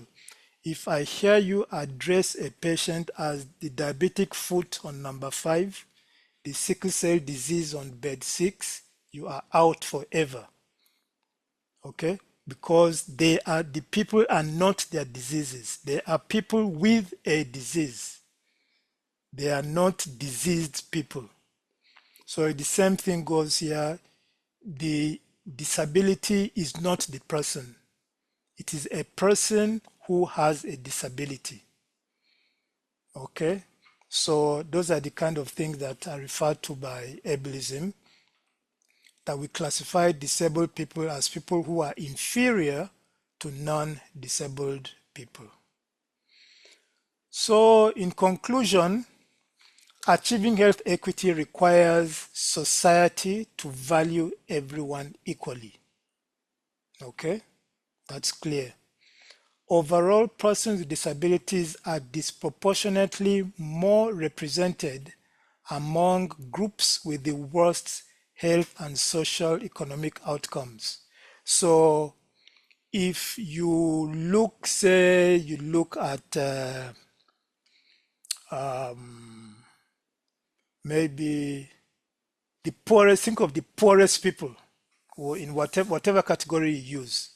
Okay, now if you look in that category of the poorest of the poor, you are going to find that more of those persons are persons with disabilities than if you looked at the most wealthy or richest or whatever you want to call them. You're not likely to find so many persons with disabilities. So what this is really saying is that persons with disabilities are made to live at the lowest rungs of our society because of we, the people.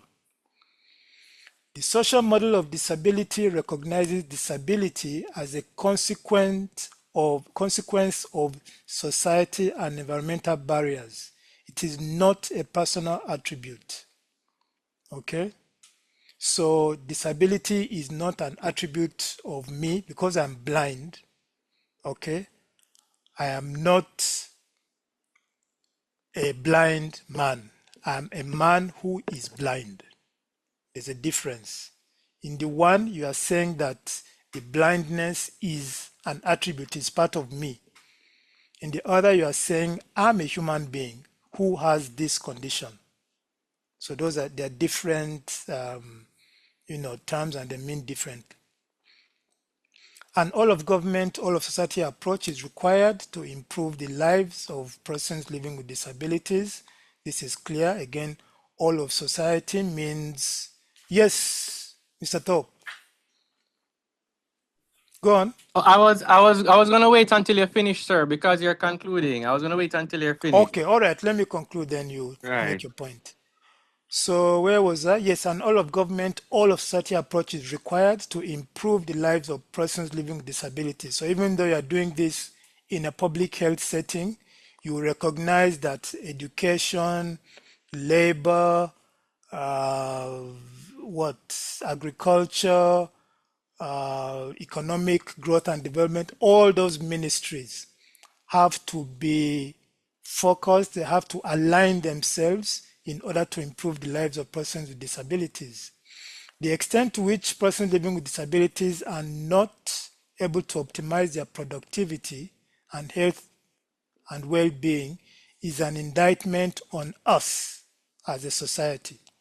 And again, I made this point that when next time you see a person with disability by the roadside begging or washing the windscreen or whatever, you should ask yourself, how is that an indictment on me, on we as a society? And I think that's the end of my presentation. So Mr. Thorpe, over to you. You can add a point. Okay, sir. Thank you. I really liked your presentation. It really reiterates a lot of things we did in our recent workshop or a series of lectures of sorts in our family health course Okay. discussions. But I was just wondering where does one submit an inquiry or an inquest of sorts to have these definitions modified? Because I strongly disagree with some of these definitions, and I find some of them are heavily ideologically loaded, and that can really distract from what the definition wants to portray versus what it actually represents in the lived experience of those who suffer from disabilities. This simple issue is the ableism definition that we just covered, which, if I recall, there's a section of the definition. If you can scroll back to it a second, please. There's a section of the definition that went into rooted in anti-blackness, eugenics, colonialism, and capital. When you erroneously, or I should say, when you try to insert certain ideologies in definitions like these, um, one of the consequences is that it may distract or diverge entirely from the truth of the matter.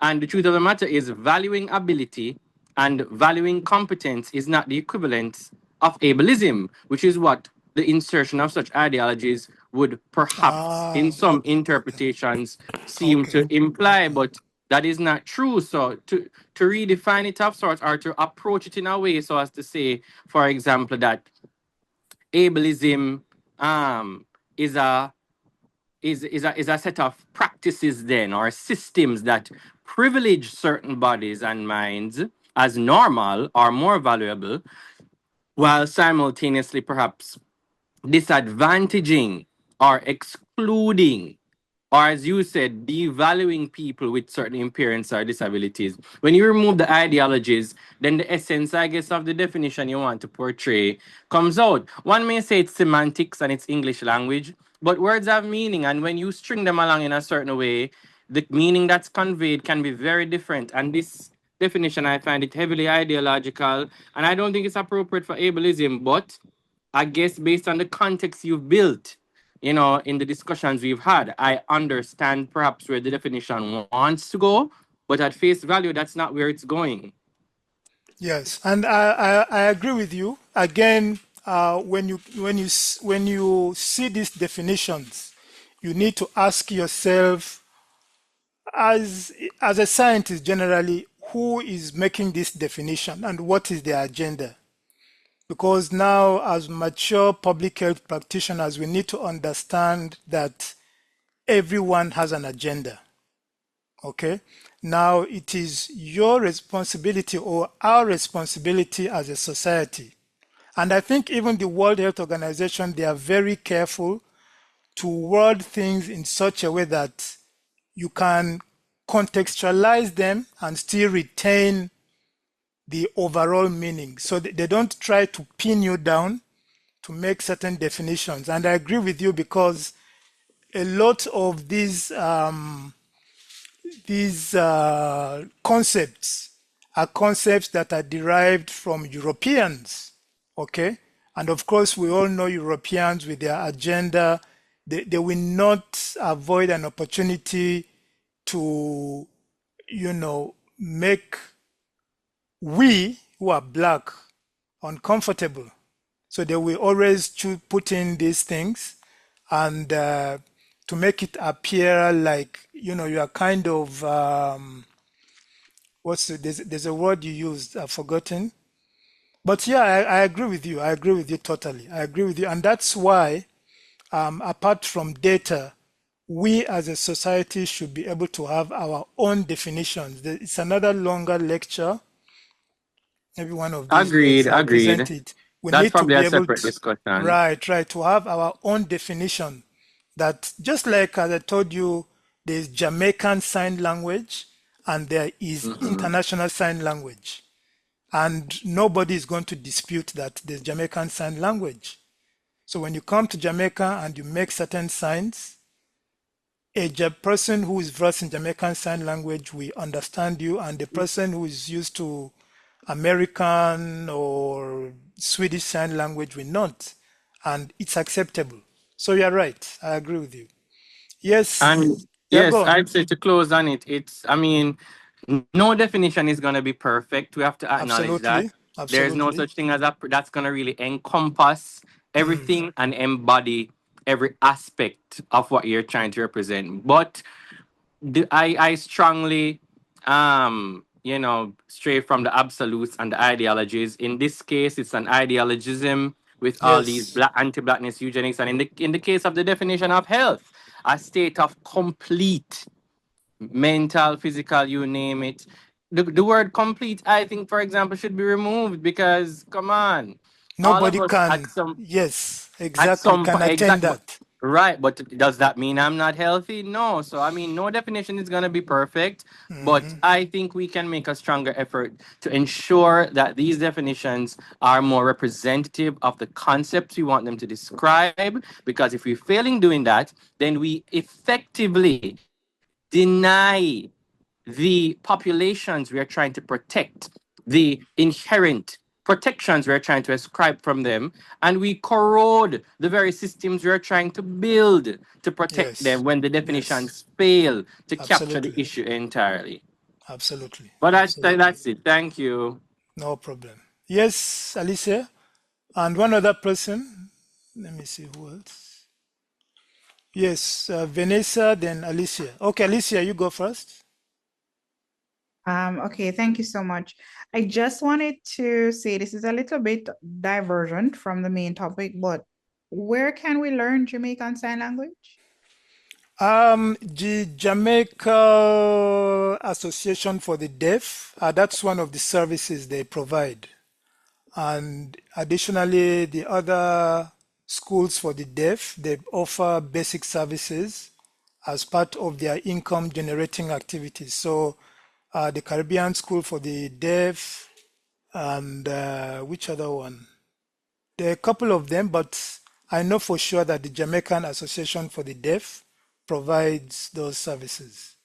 So you can go in there as a group, even as an individual. I'm sure they can accommodate you. But we approached them as the ministry for them to tailor, specific, because we just wanted our healthcare workers to have the basics. What is wrong? Hello, how are you? How can I help you? What's the problem? To be able to sign up, my stomach is hurting, I'm vomiting, I have diarrhea, the basics in history taking. So, it's interesting that you said the healthcare workers would have had access to this because is it something that is made available to all healthcare workers or just in certain facilities? Um, the first intervention was, I believe, primary care. Primary care, that is health center workers. So going forward, Really? yeah, going forward, probably I see the need for even hospital workers being involved. We would have to customize it, and the logistics will be the issue. But it's something that we plan to do going forward. But in the age of, technology, we can have, healthcare workers, if you make it available that we can opt into this program, Hmm. it's on Zoom or something, then even though you're not in the primary healthcare sector, then you You can can, avail yourself and participate as a public health staff member right, to, to be able to improve capacity in the public system because I've had patients who are, you know, have difficulty hearing and we cannot communicate with them. And if they can't read and write, because normally you'd write on the paper what you want to say, mm, or you try to speak slowly that they can read lips, but in essence, there are gaps in the communication. yes, yes. So, Definitely we identify the and some gaps, of yeah. them know sign language, but we, the staff, don't know sign language. Mm, mm, that's right. If it's Yes. something that could be made available for us to opt into, I think a Yeah, lot of yeah, certainly, persons certainly, would certainly. definitely, yeah. Yeah, And certainly it can be. have the doctors complete it as part of CMEs, you'll get a lot of people, Right, right, right. coming in. Mm, I agreed with you, Alicia. Similarly to how the ministry would send out a list to the MOHs or the SMOs to send a list of their employees to do the BLS that the ministry is putting on at the developmental hub. yes, Perhaps we could do something similar like to that. that. Send that same list and say, okay, these are the available dates. But the thing with the BLS, it's ongoing. It's like every month for particular days, every second Tuesday and no fourth every second and fourth Monday they offer it all year round except I think December. So perhaps with your unit doctor, something Mm, that can be similar where it's offered all year round. But clearly, the resources and the budgeting would have to come right, for right, that. right. Because it's So I it's guess it's when you quite guys flesh expensive, it yeah. out, Hmm. right, to have it offered Mm, where different teams all over the country can come in based on their schedule time. It would be definitely would be something it would be a good step in the right direction for us. mhm, But mhm. also, Vanessa, that's why I said we can apply, see if through the ministry, CMEs can be applied so Yeah, doctors can yeah, pay yeah. to it at a subsidized rate. You Great. understand? So that at least some Yes. of the costs can be covered. And Yes, Alicia, I'd add that's to true. that to both of you guys to say it comes back down to what Sarah was saying as it regards to data because data drives decisions, and when you have strong data to represent needs, the Ah, varying levels of needs. When we did exactly, exactly. Bradshaw's taxonomy of needs, and you go through the varying types of needs, and we see that there is a comparative need for this in this sector, in this population of served individuals, then the same level of importance that we ascribe to life support courses, BLS, PALS, Right. ACLS, You ATLS, you can name it, subscribe it will to those be persons. to ASL. But right now, the need, or at least the perceived need or the perceived importance is an issue because the powers that be might say, okay, BLS is more important, ACLS is more Absolutely. important, You sign got it language is now. not so important, so Yes. that can wait. Yeah. Because So they're we don't going need to to push ask that. you, So the first question they will ask is that, so how many deaf people access our facilities? exactly, and you're gonna Do need you have a data. number? Do you have a number for that? Right. So we have to work harder to collect that, to Right. be So able to represent that. exactly. And they'll ask, okay, so um, relative to the costs of the intervention, And what we're trying to do is really cost effective to channel, say, I don't know, $2 million for that intervention, as opposed to $2 million for BSL. Which do you think is of more value to society? You understand what the questions are saying? Yeah, so they wanted to do some, I guess, the cost-effective Exactly, analysis exactly. and all Yeah, of that. yeah. And Mm. usually, of course, the way our systems work, if you don't do that, usually it's when something drastic happens that hits the media, then that's when the powers that be are now forced to say, oh boy, we need to do something about it. Like there was a case that somebody in JID was telling me, the Association for the Deaf, of a pregnant deaf person. She went into labor and came to a hospital. Now, she was accompanied by somebody who, knows sign language. When she went into the labor room, she signaled that she wants that person to be in the labor room so that she can communicate. Because remember, she can't hear what the nurses and doctors are telling her, so that that person could communicate with her. But the doctor said no, that we have a policy that third persons, only the healthcare providers and the patients are allowed in the labor room. So they said, but that's our policy. But she said, no, she can't go in by herself because she needs this person to communicate, to be the channel of communication between her and the healthcare providers. But healthcare providers said, no, we're breaching our policy.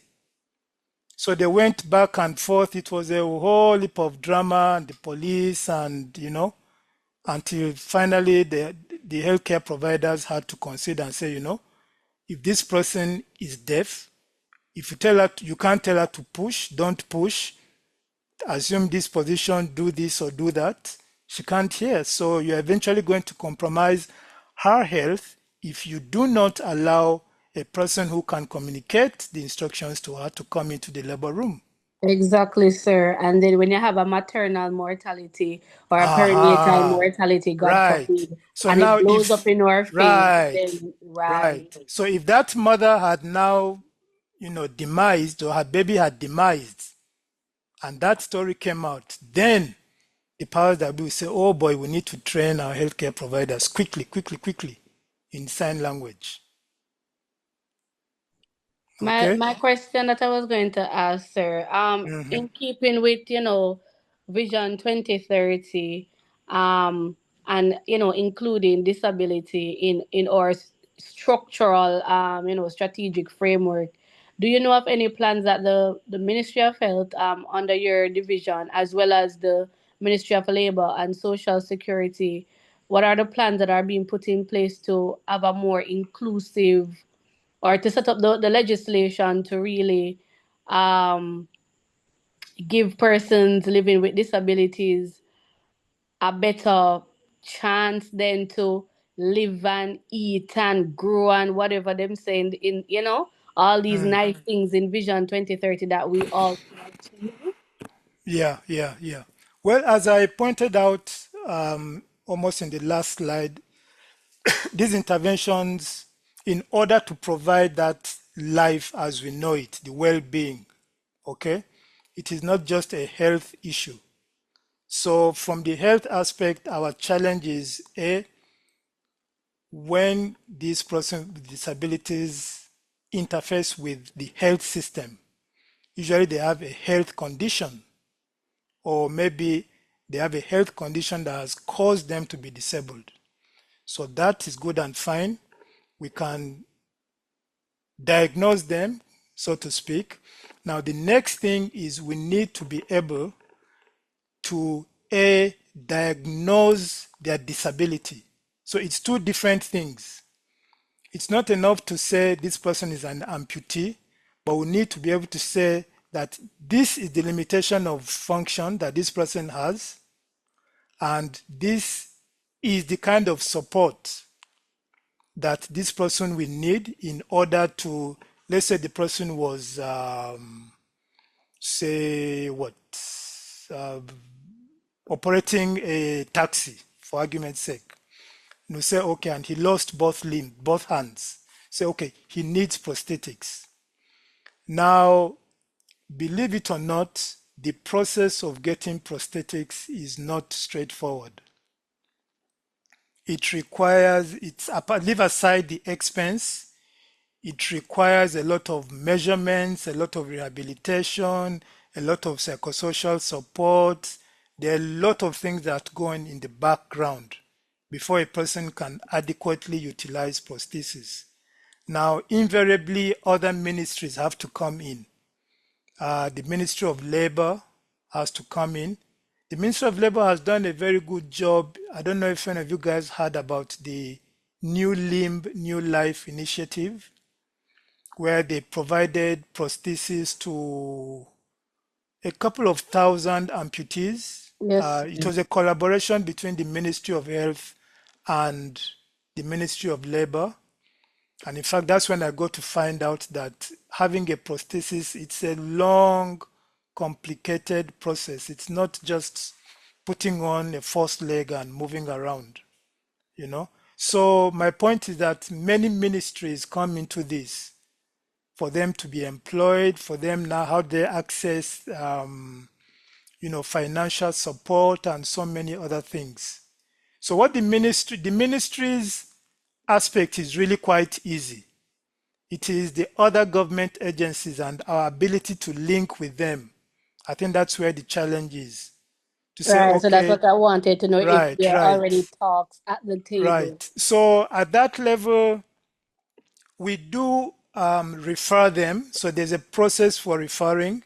But again, our healthcare providers, in my opinion, are not yet up to the standard of being able to, what's the point? To document effectively in a manner that, like, say, the Jamaican Council for Persons with Disabilities will be able to now appreciate the level of functional limitation and therefore provide the services they need. Now, those of you who have worked in primary care, remember that there's a long form you have to fill when a person comes. I remember it used to be a nightmare for us when I worked in primary care. It's very detailed and requires you to say 50% loss of function, or is it 20% loss of function, or I don't know if any of you remember it. Now, that's one of the things we want to look at. We want to revise that document, because that is the referral document which is sent to the Jamaican Council for Persons with Disabilities. And remember, the Jamaican Council for Persons with Disabilities is an agency under the Ministry of Labor and Social Security. So when we give them that document, it now tells them that, oh, this person has 60% deficit in vision or mobility or whatever.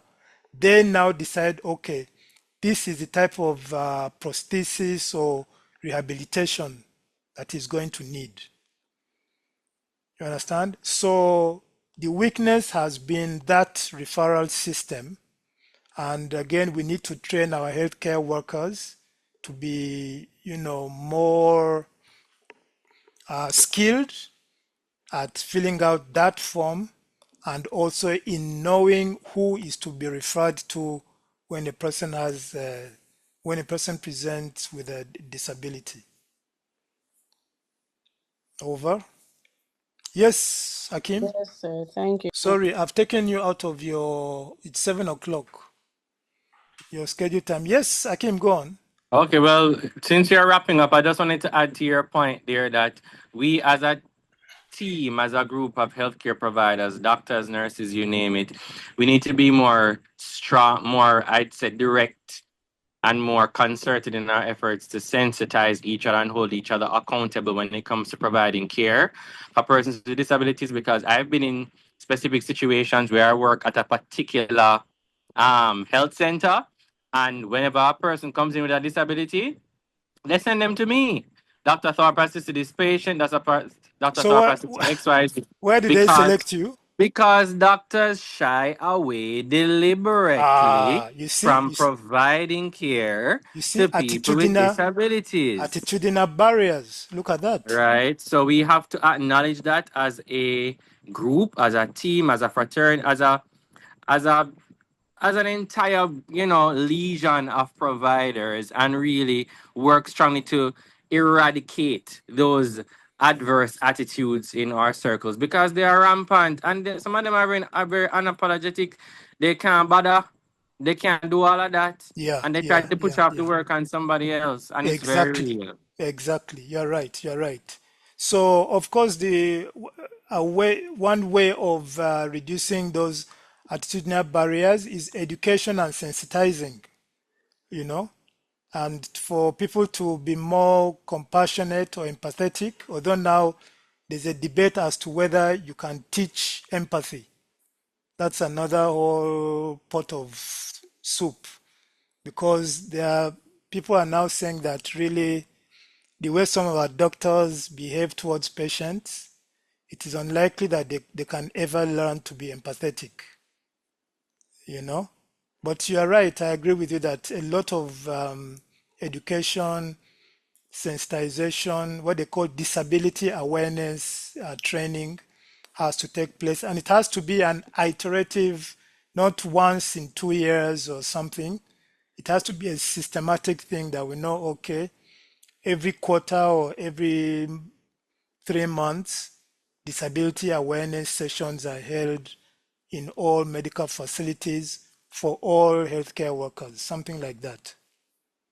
I agree. Okay, no more questions. So this has been a nursing school, definitely, absolutely. Because you imagine now you have a patient as a nurse, and you have to engage, a blind elderly man, you know, put him on his bed, do this and do that. You need to have some disability awareness. Exactly. Okay, so thanks for your participation. I enjoyed it. I hope you enjoyed it. I hope you learned something. Um, you may or may not be aware that we have now gone away from where public health was a block. Okay, there are now subspecialties in public health.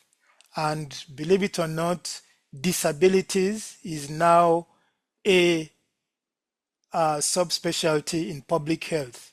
So, as you are young people in public health, you should feel free to become interested in it. It's going to become very, very relevant as we go forward, as you have seen, because of the different drivers.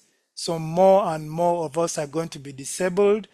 So the extent to which we have experienced disability specialists, occupational and safety specialists, and so on and so forth, is the extent to which we'll be able to have, you know, effective services.